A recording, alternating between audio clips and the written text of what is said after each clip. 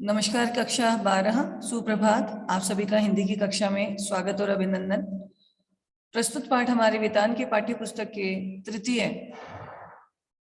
पाठ से अवतरित है और इस पाठ में ओम थानवी जी, जो बहुत अच्छे ऐतिहासिक विश्लेषणकार रहे हैं, उन्होंने हमारी दो महत्वपूर्ण सभ्यताओं मोहनजोदाड़ो और हड़प्पा, इन दो महान प्राचीन संस्कृतियों के अवशेषों से हमें परिचित करवाया है और उस समस्त जानकारी से भी हमें लाभान्वित करने का प्रयास किया है जो हमारे स्वर्णिम और ऐतिहासिक समय से जुड़ी हुई है।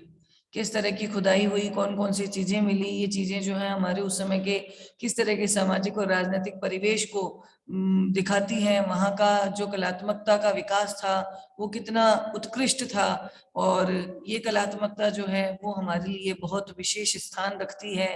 वहाँ जो अवशेष प्राप्त हुए थे, ये अवशेष जो है हमारी प्राचीन सांस्कृतिक विरासत को अभिव्यक्त करते हैं, इन समस्त बातों की जानकारी देते हैं।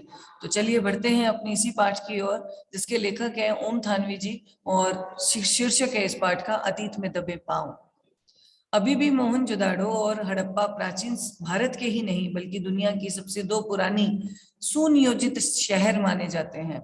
यानी शहरी जो विकास है उसमें किस तरह से नालियों का निर्माण किया जाएगा, किस तरह से घरों का निर्माण किया जाएगा, कौन सी सड़क किस घरों के जो दरवाजे हैं, मुख्य दरवाजे किस सड़क की ओर खुलेंगे, सड़कें किस चीज से बनी होंगी, वहां रहने वाले लोग जो है किन किन चीजों का प्रयोग करते होंगे, किस तरह के उनके औजार होंगे, उनका रहन सहन और जीवनचर्या जो है वो कैसी रही होगी, इन समस्त चीजों से उन्होंने हमें लाभान्वित करने का प्रयास किया है। तो सुनियोजित शहर का एक अच्छा नमूना जो है हमें कौन सी संस्कृति में देखने को मिलता है, मोहनजोदड़ो और हड़प्पा। ये सिंधु घाटी सभ्यता के परवर्ती यानी परिपक्व दौर के शहर है, यानी उससे भी पूर्व के। खुदाई में और भी शहर मिले हैं लेकिन मोहनजोदड़ो ताम्रकाल के शहरों में सबसे बड़ा है। यानी जब ताम्रकाल चालू हुआ था, एक होता है स्वर्ण काल, एक होता है ताम्रकाल, यानी तांबे का इस्तेमाल उस समय में ज्यादा होता था। ये सबसे उत्कृष्ट भी है।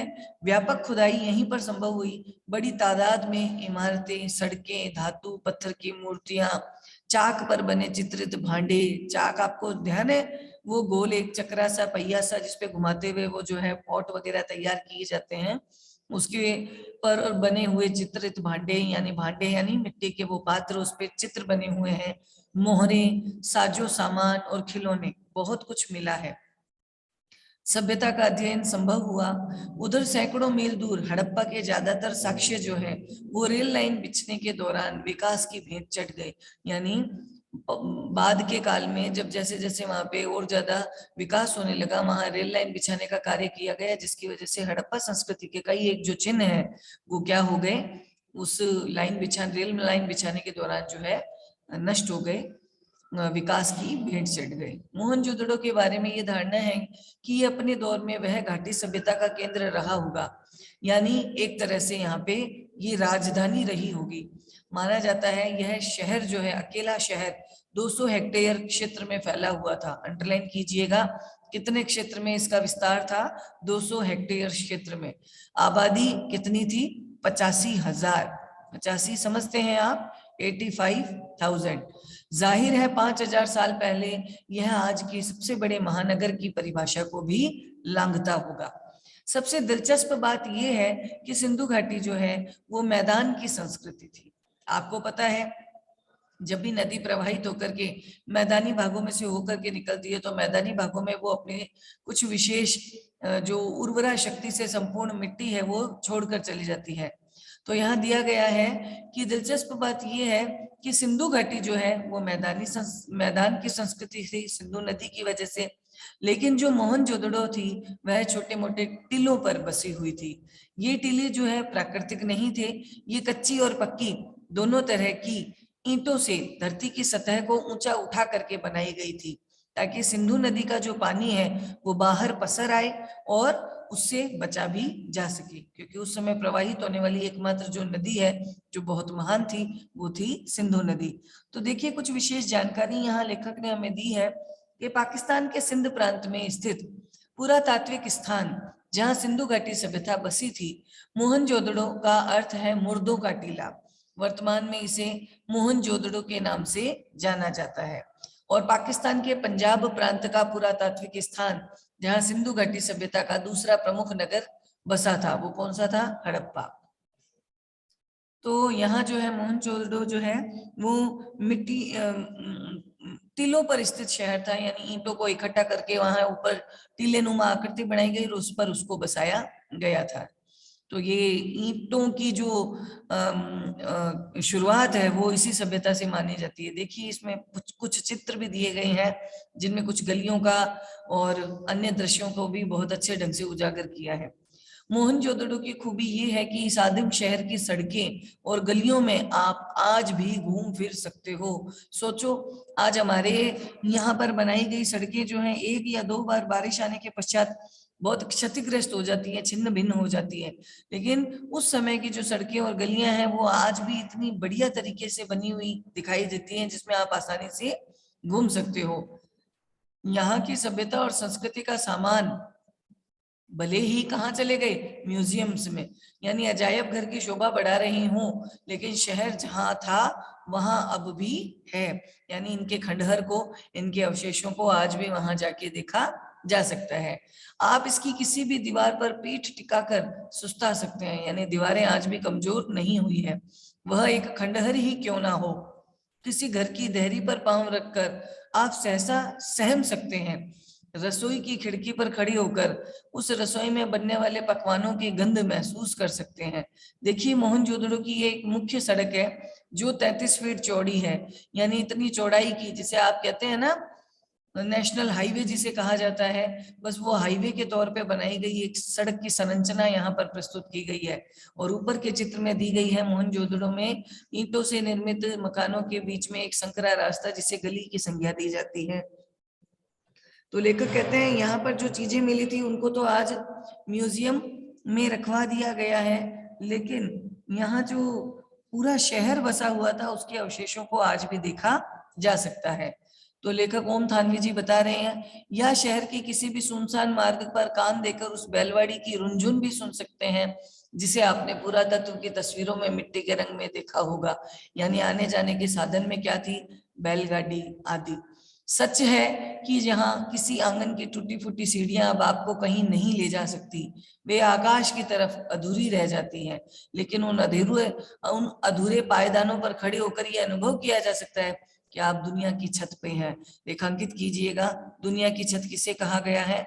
मोहनजोदड़ो सभ्यता को कहा गया है, क्योंकि ये सभ्यता बहुत पुरानी थी और यह टीलों पर बनाई गई थी। हालांकि बहुत खंडहर या अवशेष के रूप में ये बची है, लेकिन फिर भी इसकी आगे की जो आंगन की टूटी फूटी सीढ़ियां हैं उस पर से जो छत है वो टूट चुकी है, लेकिन ऐसा लगता है मानो वो आकाश की तरफ हमें ले जा रही है, यानी यह दुनिया की एक छत है। वहां से आप इतिहास को ही नहीं बल्कि उसके पार भी झांक सकते हैं, जहां उस सीढ़ियों पर चढ़ करके आपको पूरा वो जो शहर है वो बसा दिखाई देगा। तो आगे ये कहते हैं, सबसे ऊंचे चबूतरे पर बड़ा बौद्ध स्तूप बना है, यानी चबूतरा आप जानते हैं, चौराहे के बीच में एक ऐसा स्थान जो 4 स्तंभों पर बनाया जाता है और जिस पर बैठ करके लोग सामान्य चर्चाएं किया करते थे या पक्षी आकर के दाना चुगा करते थे। वर्तमान में तो ऐसा कुछ है, लेकिन उस चबूतरे पर सबसे बड़ा बौद्ध धर्म से संबंधित स्तूप बनाया गया है। मगर ये मोहनजोदड़ो की सभ्यता के बिखरने के बाद बहुत जीर्ण शीर्ण टीले पर बना है, यानी अब वो चबूतरा भी खंडहर के रूप में, अवशेष के रूप में बचा हुआ है। कैसा बना है देखो चबूतरा, कोई 25 फुट ऊंचे चबूतरे पर 26वीं सदी पहले बनी ईंटों के दम पर स्तूप को आकार दिया गया। चबूतरे पर भिक्षुओं के कमरे भी हैं। 1922 में रेखांकित कीजिएगा कौन बंदा यहाँ सबसे पहले गया था। 1922 में राखलदास बनर्जी यहाँ आए थे, तब वे इसी स्तूप की खोजबीन करना चाहते थे। इसके इर्द गिर्द खुदाई कर शुरू करने के बाद उन्हें इल्हाम हुआ कि यहाँ ईसा पूर्व के निशान हैं, यानी ईसा मसीह के जन्म से पूर्व के निशान यहाँ दिखाई देते हैं, जो है मोहनजोदड़ो में सबसे बड़ा और ऊंचाई पर बना हुआ बौद्ध स्तूप।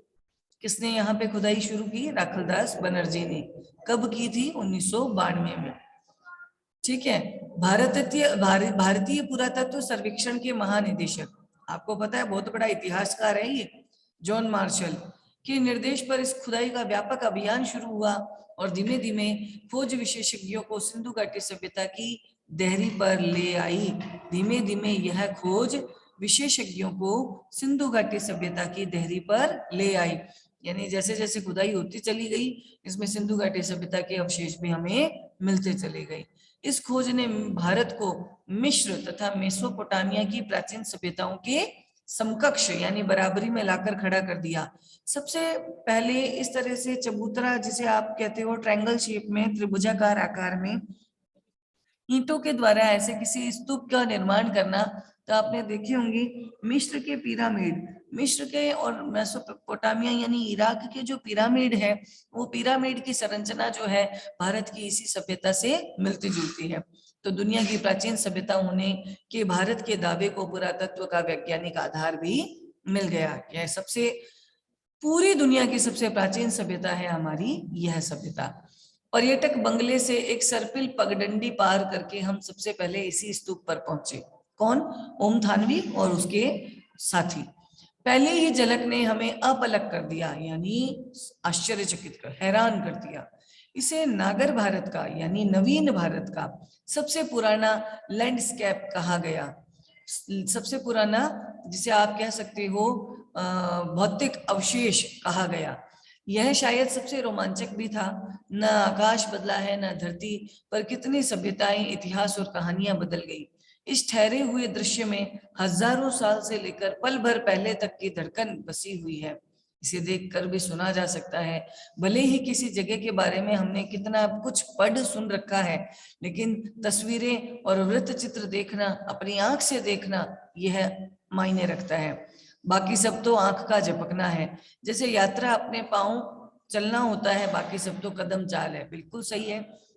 जब आप किसी सभ्यता के विषय में सुनते हो और पढ़ते हो, तो वो जानकारी उतनी पर्याप्त और स्थायी नहीं होती, जिसका प्रभाव इतना लंबे समय तक नहीं रह पाता, बजाय कि आंखों से देखना। यानी खुद जाकर के जब आप इन अवशेषों को और उन चीजों को देखते हो, तो वो जो प्रभाव है वो आपके मानस पटल पर स्थायी बना रहता है। जिस तरह से यात्रा अगर अपने पांवों पे की जाए तो वो अलग अनुभव देती है, और दूसरों से सुन करके उस कदम चाल को अनुभव किया जाए वो अलग महत्व रखती है। मौसम तो जाड़ी का था, पर दोपहर की धूप बहुत कड़ी थी, सारे आलम को जैसे एक फीके रंग में रंगने की कोशिश करती हुई। यह इलाका राजस्थान से बहुत मिलता जुलता है। रेत के टीले नहीं है, खेतों का हरापन यहाँ पर है, मगर बाकी वही खुला आकाश, सूना परिवेश, धूल, बबूल और ज्यादा ठंड, ज्यादा गर्मी। मगर यहाँ की धूप का मिजाज जुदा है, यानी बिल्कुल अलग है। राजस्थान की धूप तो बहुत पारदर्शी है, सिंध की धूप चौंधियाती है। तस्वीर उतारते वक्त आप कैमरे में जरूरी पुर्जे न घुमाएं, तो ऐसा जान पड़ता है कि मानो दृश्यों के, जहां पिक्चर्स के जो है रंग जो है वो उड़ गए हैं। यानी आंखों को चुभने वाली जो धूप है, चमकती सी जो धूप है, वो वहां फैली होती है। पर इससे एक फायदा हुआ कि हमें हर दृश्य पर नजरें दोबारा फिरानी पड़ती। इस तरह बार बार निहारने से जो दृश्य थे वो हमारे जहन में इस तरह से बैठे थे, मानो तस्वीर देखकर उनकी याद अपने आप ही ताजा करने की कभी जरूरत नहीं पड़ती। तो देखिए यहाँ किस तरह से बौद्ध स्तूप बना हुआ है। ईंटों की बहुत अच्छी एक बाउंड्री सी बनी हुई है, और इतनी ऊंचाई पर सीढ़ियां बनी है। इन सीढ़ियों को काट करके ऊपर की तरफ इस तरह का एक बहुत बड़ा जो है बौद्ध स्तूप बनाया गया है। स्तूप वाला चबूतरा देखिए यहाँ दिया गया है। स्तूप वाला वह चबूतरा मोहनजोदड़ो के सबसे खास हिस्सों में से एक सिरे पर स्थित है। इस हिस्से को पुरातत्व के विद्वान गढ़ कहते हैं। चार दीवारी के भीतर ऐतिहासिक शहरों के सत्ता केंद्र अवस्थित थे, यानी चार दीवारी, चारों तरफ बाउंड्री बनाई गई थी, उसके बीच में वो शहर बसा हुआ था। और उस शहर के अंदर जो मध्य इसका मुख्य बिंदु था वो था ये बौद्ध स्तूप। चाहे वो राज सत्ता हो या धर्म सत्ता, बाकी शहर गढ़ से कुछ दूर बसे होते थे। जैसे हमारा, अब जैसे हम बीकानेर में रहते हैं तो ये जूनागढ़ है, जूनागढ़ के आसपास जो क्षेत्र है वो राजसी परिवारों के हुआ करते थे और बाहर की तरफ एक बाउंड्री बनी होती थी जिसमें बड़े बड़े दरवाजे लगे होते थे, जैसे कोर्ट गेट वगैरह के जो दरवाजे हैं, उसके पीछे की तरफ जो है शहर बसा होता था। यानी जो शहर है वो गढ़ से काफी दूरी पर बसा होता था। क्या यह रास्ता भी दुनिया को मोहनजोदड़ो ने ही दिखाया है? बिल्कुल। मोहनजोदड़ो जो हमारी प्राचीन सभ्यता है, संस्कृति का केंद्र है, और इसी से हमने आगे आने वाले समय में जो पूरे शहर के बनावट की जो संकल्पना है उसको, उसके ज्ञान को प्राप्त करने का प्रयास किया है। सभी अहम और अब दुनिया भर में प्रसिद्ध इमारतों के खंडहर चबूतरे के पीछे यानी पश्चिम में है। यानी जो जो राजसत्ता से संबंधित रहे हैं वो तो इस तरफ इसी दिशा में चबूतरे के, लेकिन बाकी जो सब कुछ है वो चबूतरे के पीछे यानी पश्चिम दिशा में है। इनमें प्रशासनिक इमारतें हैं, सभा भवन है, ज्ञानशालाएं हैं और कोठार है। यहाँ पर अनुष्ठानिक महाकुंड भी है, यानी जहाँ हवन वगैरह होता था, जो सिंधु घाटी सभ्यता के अद्वितीय वास्तु कौशल को यहाँ स्थापित करने का अकेला नमूना माना जाता है। असल में यहाँ यही एक निर्माण है जो अपने मूल स्वरूप के बहुत नजदीक बचा रह सका है। बाकी इमारतें इतनी उजड़ी हुई हैं कि कल्पना और बरामद चीजों के जोड़ से उसके उपयोग का अंदाजा लगाया जा सकता है। यानी सिर्फ यही कोई कुछ एक चीजें बची है जो अपने मूल स्वरूप में है। बाकी इमारतें तो बहुत खंडहर हो चुकी है कि जिसमें हम अपनी कल्पनाओं के आधार पर या वहां बरामद होने वाली चीजों के आधार पर ही उसके उपयोग का अंदाज या अनुमान लगा सकते हैं। अब बात आती है शहर। शहर नियोजन की मोहनजोदड़ो अनूठी मिसाल है। इस कथन का मतलब आप बड़े चबूतरे से नीचे की तरफ देखो तो आप आसानी से इस चीज को समझ सकते हो। इमारतें भले ही खंडहर में बदल गई हैं, मगर शहर की सड़कें और गलियों के विस्तार को स्पष्ट करने के लिए ये खंडहर भी काफी है। यहाँ की कमोबेश सारी सड़कें सीधी है या फिर आडी यानी थोड़ी तिरछी। आज वास्तुकार इसे ग्रिड प्लान कहते हैं, यानी बड़े बड़े इंजीनियर्स जो हैं ग्रिड प्लान इसे कहते हैं। आज की सेक्टर मार्क कॉलोनियों में हमें आधा सीधा नियोजन बहुत मिलता है, सही है ना। राइट साइड में मुड़कर इस तरह से ये चीजें यहाँ पे प्लान की जाती है, लेफ्ट साइड में इस तरह से यहाँ पे घरों को किस ढंग से बनाया जाता है, कौन सी गली किस तरह से किस ओर खुलेगी या मुड़ेगी। यानी आज की कॉलोनियों में जिस तरह से आड़ा तिरछा नियोजन है वो हमें मोहनजोदड़ो से ही सीखने को मिला, लेकिन रहन सहन को नीरस बनाता है। शहरों में नियोजन के नाम पर हमें अराजकता ज्यादा हाथ लगती है। ब्रासीलिया और चंडीगढ़ और इस्लामाबाद ये ग्रिड शैली के शहर हैं जो आधुनिक नगर नियोजन के प्रतिमान ठहराए जा सकते हैं, लेकिन उनकी बसावट शहर के खुद विकसने का कितना अवकाश छोड़ती है इस पर बहुत शंका प्रकट की जा सकती है। यानी हालांकि यहाँ पे ग्रिड प्लान को प्रयोग किया गया है, लेकिन यहाँ बसावट जो है वो बहुत अच्छी नहीं है। बसावट जो है उसमें अराजकता ज्यादा हाथ लगती है। मोहनजोदड़ो की साक्षर सभ्यता एक सुसंस्कृत समाज की स्थापना थी, लेकिन उसमें नगर नियोजन और वास्तुकला की आखिर कितनी भूमिका थी। तो नगर नियोजन अभी अपन ने पढ़ा, किस तरह से वहां सड़कों का नियोजन किया गया, किस तरह से वहां नगर बसाया गया, किस तरह से नगर के बाहर जो बौद्ध स्तूप है उसके पश्चिम दिशा की ओर कौन कौन सी इमारतें रखी गई। ये इमारतें जो है वास्तव में नगर नियोजन की एक अनूठी मिसाल रखती है।